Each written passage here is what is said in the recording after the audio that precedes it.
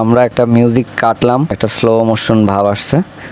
তারপরে আরেকবার আরেকটা প্লাস আইকনে চাপ দিয়ে কিন্তু নিচের দিকে নিয়ে নিছি। ভালো করে দেখবেন।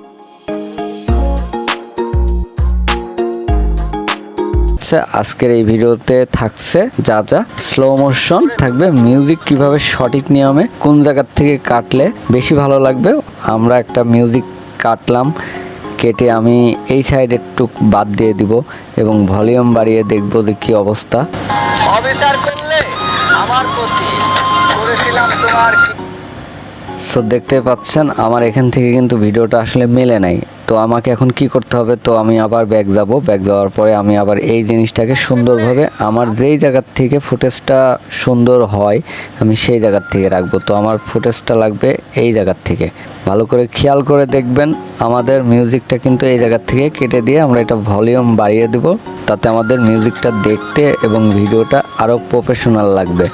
সো ভিডিও এডিটিংয়ের যারা বেসিক আছেন তারাও দেখতে পারেন, যারা অলরেডি কাজ করতেছেন কোনো ইউটিউব চ্যানেলে অথবা কোনো ফেসবুক পেজ খুলে তাদের জন্য মূলত আজকের এই ভিডিওটি অনেক দারুণ ইম্পর্টেন্ট হতে যাচ্ছে। তারপরে আমরা এখান থেকে স্লো মোশন আসবো। তো স্লো মোশন আমরা এইটা করব না যেটা আমরা দেখালাম, তো আমরা মাঝের যাই যেটা আছে সেটা যে আমরা নিজেরাই স্লো মোশন বানিয়ে নেব। সো স্লো মোশন বানাতে হলে আমাদের কি করতে হচ্ছে, সর্বপ্রথম সেটা অবশ্যই ভালো করে দেখবেন।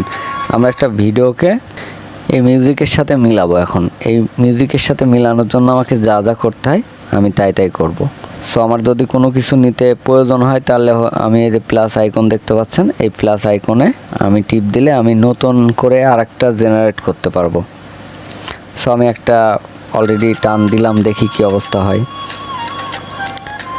এই যে দেখছেন একটা স্লো মোশন ভাব আসছে। তারপরে অনেকগুলো দেব, অবশ্যই দেখবেন।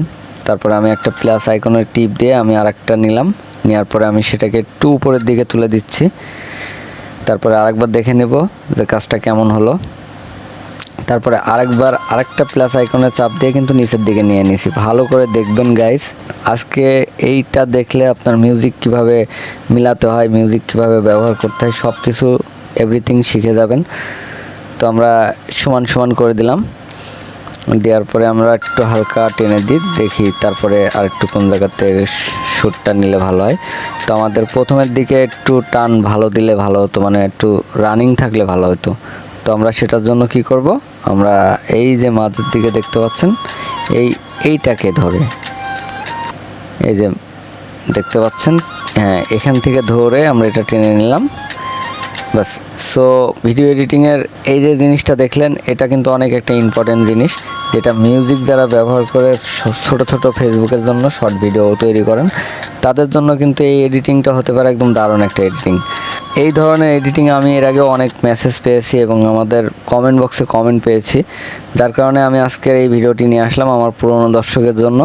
আমার নতুন যারা আজকের এই ভিডিওটি দেখছেন তারা অবশ্যই আমার চ্যানেলটি সাবস্ক্রাইব করে রাখবেন। আমরা কিন্তু নিয়মিত ক্যাপকাটের বিষয় নিয়ে ভিডিও এডিটিং করে আপনাদের মাঝে প্রেজেন্ট করি এবং ট্রানজিশন কীভাবে মারি সেটাও দেখতে পাচ্ছেন। আমরা এখান থেকে যে দেখতে পাচ্ছেন এটা জুম হচ্ছে, জুম নিচের দিকে নামতেছে, এটা আসলে কেন নামতেছে, এটা আমাদের নামানোর একটাই কারণ যে আমাদের ভিডিওটা যেন আরও সুন্দর মনে হয়। তো আমরা আরেকবার একটু সেকেন্ড বাড়াই নিচ্ছি। এই কাজগুলো অবশ্যই দেখবেন, দেখলে বুঝতে পারবেন যে আসলে কাজগুলো কিভাবে করা হয়, কোন কোন সেক্টর থেকে কাজগুলো করা হয়, সমস্ত কিছু এভরিথিং বুঝতে পারবেন।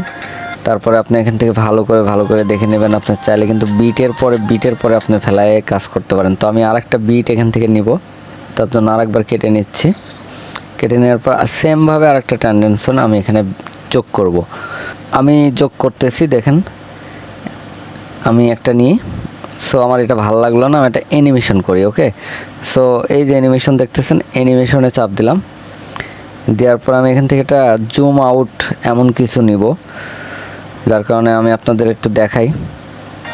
তো এটা ভালো লাগবে না, আমি আপনাদের এমনি দেখালাম। এটা আপনারা যেটা ভালো লাগে সেটা ব্যবহার করে নেবেন এবং আমাদের ক্ষেত্রে আমাদের যেটা ভালো লাগবে আমরা সেটা ব্যবহার করতেছি। আপনি দেখেন তাহলে বুঝতে পারবেন যে আসলে বেসিক ভিডিও এডিটিং কিভাবে করতে হয়।